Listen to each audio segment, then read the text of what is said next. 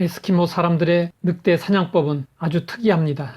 그들은 짐승의 피를 통에 담아 얼리는데 그 속에 날카로운 칼 한 자루를 세워 놓습니다.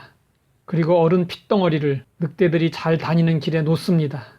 그러면 늑대들이 지나가다가 피 냄새를 맡고 다가와서 혀로 핥기 시작합니다. 점차 차가운 얼음에 혀가 마비되어 감각이 없어집니다. 그런데 핥으면 핥을수록 점점 더 맛있는 피가 나옵니다. 이제는 차가운 피가 아니라 따뜻한 피가 나옵니다. 얼음 속에 숨겨져 있던 날카로운 칼에 자기의 혀가 갈기갈기 찢어지는 것도 모르고 열심히 빨아먹습니다. 그렇게 자기의 몸속에 있는 피를 다 빨아먹고 늑대는 그 자리에서 쓰러져 죽고 맙니다. 우리 인생길에도 멸망으로 이끄는 많은 덫이 놓여 있습니다. 마귀가 사람들을 사로잡기 위해 사용하는 덫 중에 하나는 잘못된 생각의 덫입니다. 가론 유다가 예수님을 배반하고 팔아 넘겼습니다. 성경은 유다의 배신이 마귀가 설치한 생각의 덫에 걸린 결과였음을 예리하게 보여주고 있습니다. 마귀가 벌써 시몬의 아들 가론 유다의 마음에 예수를 팔려는 생각을 넣었더라. 마귀는 잘못된 생각으로 유다를 사로잡았고 예수님을 십자가에 못 박는 일에 성공했습니다. 마귀는 지금도 생각의 덫으로 우리를 사로잡으려 합니다. 그러므로 우리는 잘못된 생각과 바른 생각을 잘 가려낼 수 있어야 합니다. 사람들이 흔히 걸려드는 생각의 덫이 있습니다. 생각의 덫이 무서운 것은 깜빡 속아 넘어갈 정도로 미묘하다는 것입니다. 그래서 성경은 미묘한 생각의 덫을 보지 못하는 자들에게 질책하고 있습니다.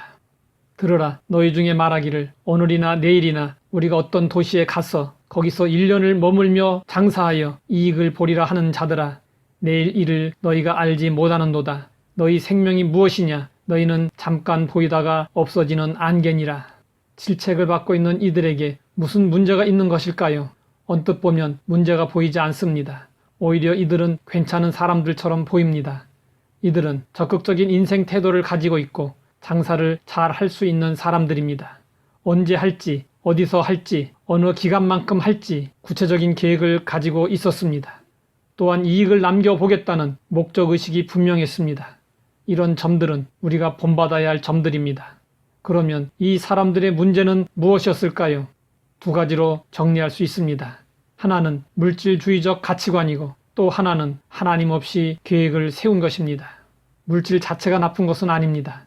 물질은 하나님께서 우리에게 누리라고 주신 것입니다. 그러나 우리가 분명히 알아야 할 것이 있습니다.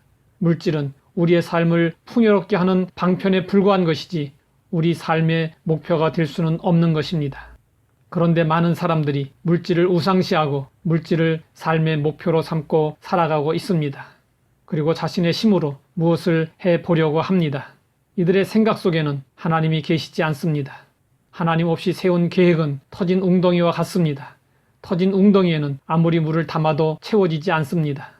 열심히 일을 해서 돈을 많이 번 것 같은데 막상 결산을 해보면 남는 것이 없습니다. 이곳에서 세고 저곳에서 세버렸기 때문입니다. 아무리 멋진 내일에 대한 청사진을 가지고 있다 해도 내일은 우리가 주관할 수 있는 것이 아닙니다. 내일은 하나님의 손에 달려 있습니다. 하나님은 우리에게 형통함과 곤고함을 번갈아 주시면서 내일을 예측할 수 없도록 하십니다. 그러므로 자신의 힘과 지혜와 능력으로 자기의 장래일을 좌우할 듯 덤비는 것은 교만입니다.